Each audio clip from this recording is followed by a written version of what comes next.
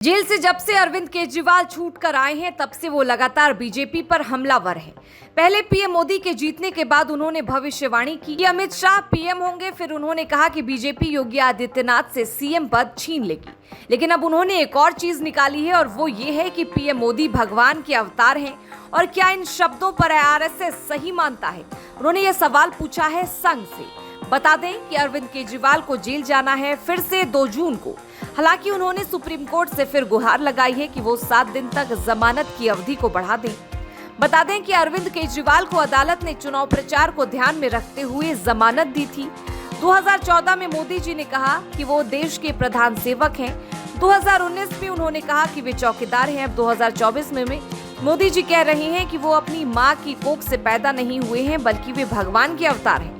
उनकी पार्टी के एक वरिष्ठ नेता ने कहा कि भगवान जगन्नाथ जी भी मोदी जी के भक्त हैं। क्या आरएसएस भी मानता है कि मोदी जी भगवान के अवतार हैं? आरएसएस अपना रुख साफ करे।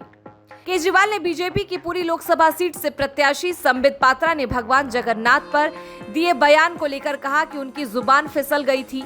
उन्होंने कहा कि भगवान जगन्नाथ भी पीएम मोदी के भक्त हैं। जुबान फिसलने को लेकर पात्रा ने बिना शर्त माफी मांगी थी। पात्रा ने कहा कि वह 3 दिनों तक उपवास करके प्रायश्चित करेंगे। बीजेपी नेता ने स्पष्ट किया था कि जुबान फिसल गई थी और वह यह कहना चाहते हैं कि प्रधानमंत्री भगवान जगन्नाथ के कट्टर भक्त हैं। इसी बयान को केजरीवाल ने आधार बनाया और कहा कि बीजेपी नेता भी मानते हैं। बता दें कि प्रधानमंत्री मोदी ने एक टीवी चैनल के साथ बातचीत में कहा था, पहले जब माँ जिंदा थी तब मुझे लगता था कि शायद बायोलॉजिकल मुझे जन्म दिया गया।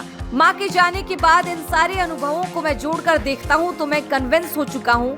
गलत हो सकता हूँ, आलोचक लेफ्ट लोग तो मेरी धज्जियां उड़ा देंगे, मेरे बाल नोच लेंगे। मैं कन्विंस हो चुका हूँ कि परमात्मा ने मुझे भेजा है। ये ऊर्जा बायोलॉजिकल शरीर से नहीं मिली है, ये ऊर्जा ईश्वर को मुझसे कुछ काम लेना है, इसलिए मुझे विधा भी दी गई है, सामर्थ्य भी दिया है और मैं कुछ नहीं।